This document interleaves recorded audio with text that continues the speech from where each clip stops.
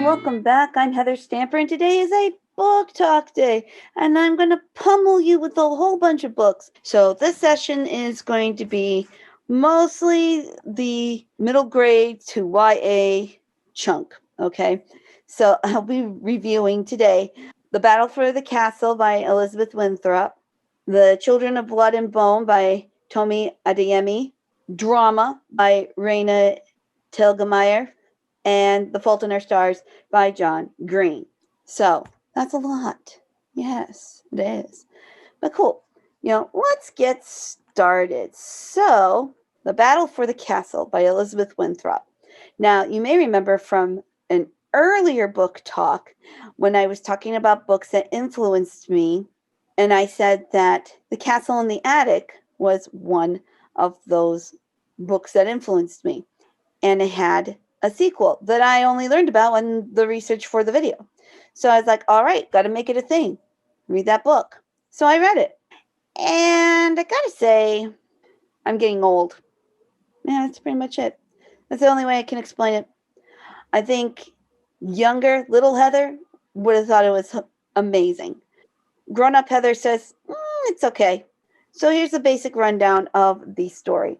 So we have our character William and his castle and the little silver knight, Sir Simon, who was a very ineffective knight, and William had to save the day in the magical kingdom.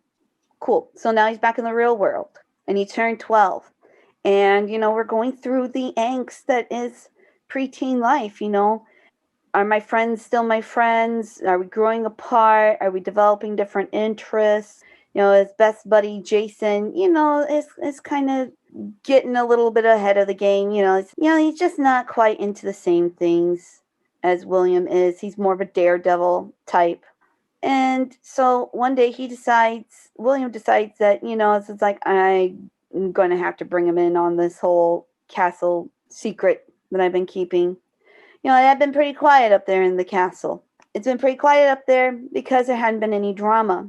But when the housekeeper sends back one of the materials that they used in, the transformations to shrink him down and to grow him back up again, William decides, yes, this is the perfect opportunity. So he shrinks his friend down and he shrinks himself down because why wouldn't you? And they decide, it's like, let's go visit my friend Sir Simon and let's just see what's going on there. Well, yeah, it's still, things aren't that great. I mean, things started well, but Sir Simon, who's kind of running the little fiefdom kingdom, he's not very good at his job. I'm sorry. He just isn't. He, sees a threat on the horizon and he's like, we're just going to push that out of the way. Nothing to see here. You looky loos. Again, this is grown-up Heather being like, nah, this is going to be a problem. Turns out the event on the horizon is a ship full of rats, giant, nasty rats, and their leader, who are going to try and take over the kingdom. Now, if you have ever watched any version of the Nutcracker, you know that mice and rats are a big deal. And where do mice and rats like to hang out? In attics and dark places, basements, whatever. Sir Simon goes out to, face them in battle, but the rats kind of beat him to it and come to the castle, and now it's up to William, once again, and this time with his friend in tow, to figure out how to save the day and destroy the rats and get home in time for dinner or tea or whatever. I give it 3 bookmarks because, like I said, I think little Heather would have thought it was awesome. Grown-up Heather is just like, why is every adult so sorry? They're dumb. They have no brains. Why are the smartest people here the 12-year-olds? That's not how this works. Then again, that's the appeal for that audience, so I can't totally knock it. But by the same token, yeah. So my second book that I'm reviewing for y'all today is Children of Blood and Bone, The Orisha Legacy by Tomi Adeyemi. It's the first book in the series. There is a second book. Haven't read it yet, so spoilers. I have to say, I really enjoyed this book. Okay, I give it 4.5 bookmarks because the world building is very expansive. It does have your typical tropes but I like the way they dealt with them. So the story is about this girl named Zeli, who is from a clan of people who have magical abilities, but their magical powers have gone away because, the king is just not into that magic, man, because he doesn't have any in the first place. So he feels just a skosh inferior. So also, it's like he had a bad experience with magical people earlier in his life. So he's just like, okay, I don't have magic powers and I don't like the people who messed my life up. So I'm going to go and retaliate. So the clan of people, the Magi, who had the magical powers, and the kings destroyed one of their paths to the gods that would give them the magic. Anybody with magical abilities is basically put in like a slave system or is just really downtrodden. And even though the magic is gone, you can tell who the Magi are because they have like bright white hair. So, and no matter how you try to dye it, it just comes back white. The dye doesn't last very long. So, sorry, Clairol. Don't know what to tell you there. So Zeli is trying to, trade in the village, and she comes across this girl who turns out to be the princess of said king who wants to destroy all the magic. Shocking, right?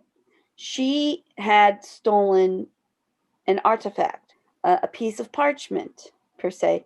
And when somebody with magical abilities touches the parchment, innate abilities become magnified. So even though technically magic had gone away, they were still able to use some of their powers.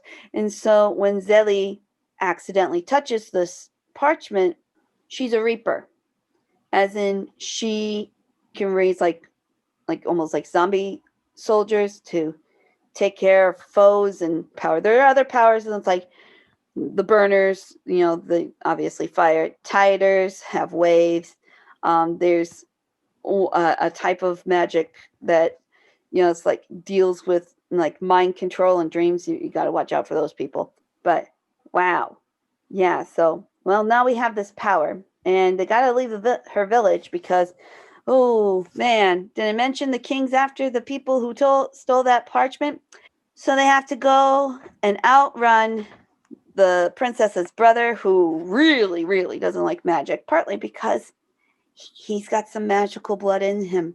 Don't ask me how that worked out. And so he wants to destroy magic. His sister wants to save magic. And Zeli, now that magic is slowly being restored, is all about, we're going to get our dignity back. We're going to get our lives back. It's like all the people who had died because they had magical abilities. Karma will happen. It's a very fascinating world. I mean, it takes place in like an African-like setting. They go through this big epic quest, following steps to try and get magic to return permanently, because right now it's kind of spotty. And if they can get to this location, to this island by solstice, recite the incantation on said parchment, and use this dagger, which is another artifact, magic will return. The gods will be able to speak to the people again. And I really liked it. I thought it was an interesting concept. And I'm glad that there's a second book because there's a lot of questions left unanswered. And including things like, do we have the right to determine who should have abilities and who shouldn't? That's a big thing that happens in the book. Is like, if we bring magic back, is it going to fall into the wrong hands? Well, you don't know. Is this just going to be another way to, bring misery to people? Or we're just going to flip the balance of the scales and then have all the non-magic people being enslaved? How do we go about making it fair? And that's something that Zeli and her friends struggle with throughout this book. So I'm kind of glad that they're doing a second book. I'll probably read it later in the year. Definitely a worthwhile read. All right. So drama. It's a graphic novel written by Raina Telegemeier. I find it very interesting and a very engaging read. And I gave it 4 bookmarks when I read through it. It was on the list of banned and challenged books. So FYI, there's that.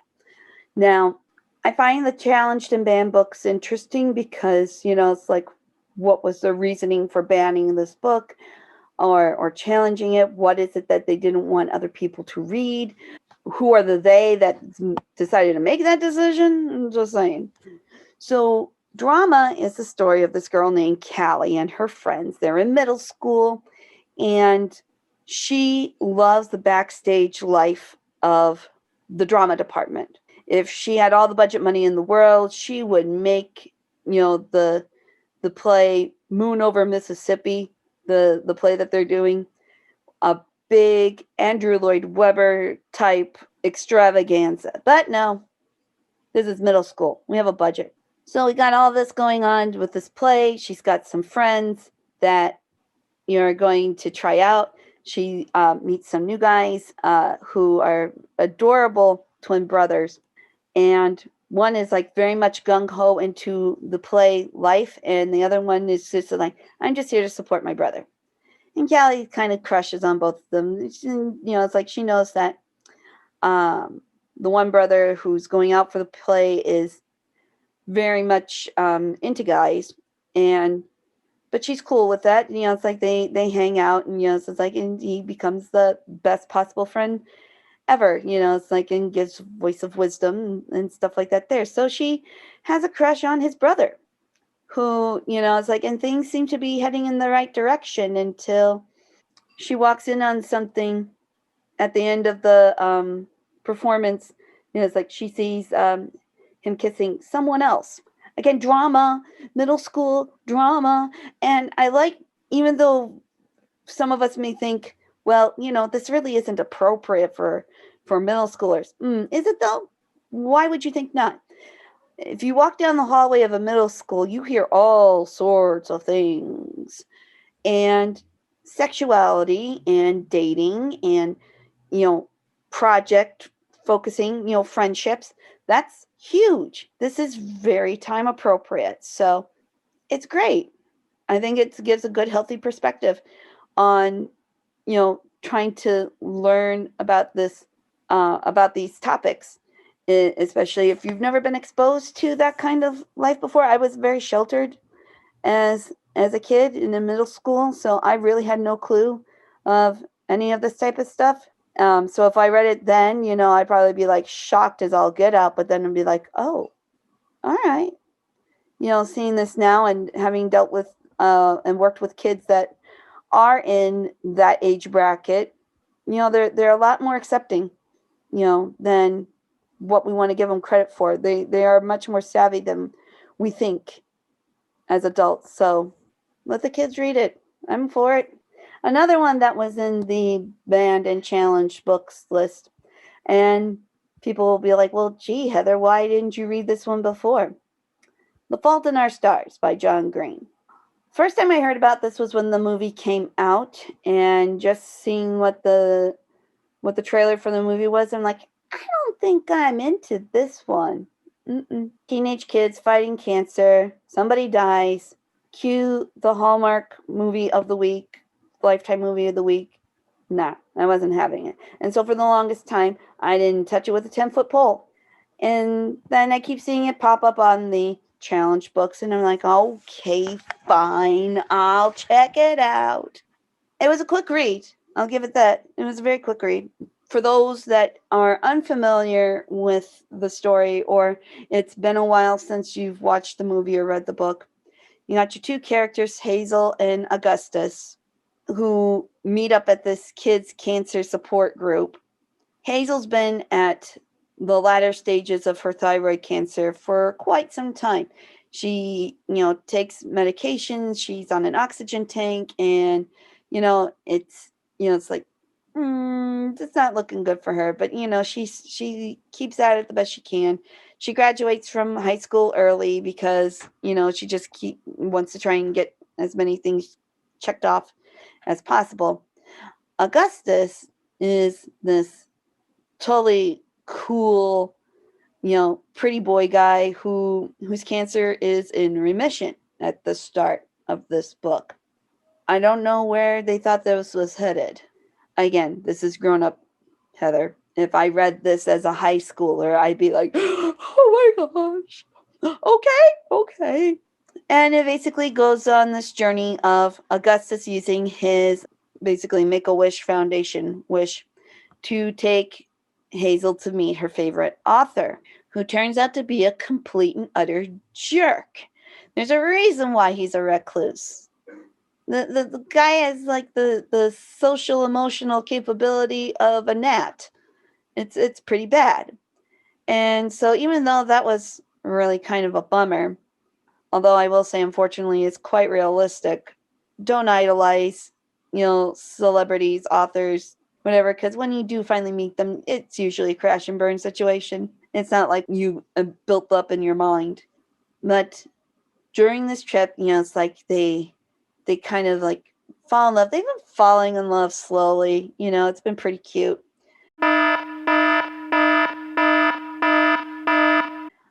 And then I will say they played fair.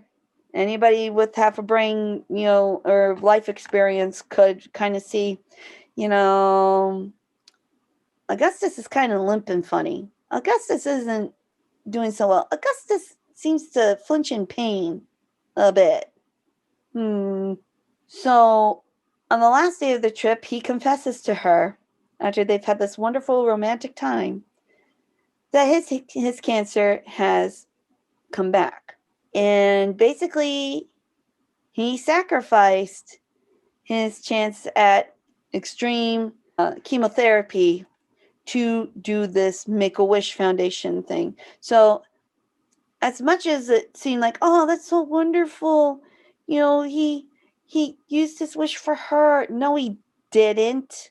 He used the wish for himself. He was totally into this girl, and he wanted to get with her before she died. I'm sorry, that is what it is. Okay? I'm sure I'm going to get some angry comments from people, or not. I'm just saying, that was not cool. You do not do that to another fragile, emotionally, health-wise, whatever. That's just shady. Okay? Shame on you, Augustus.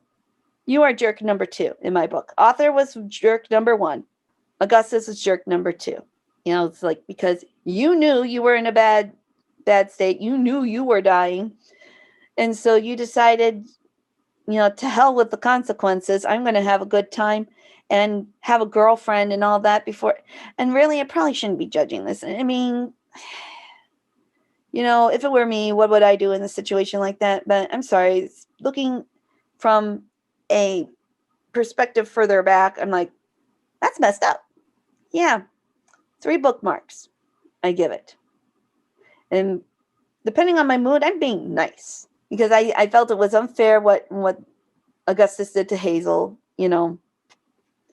and kids. Oh,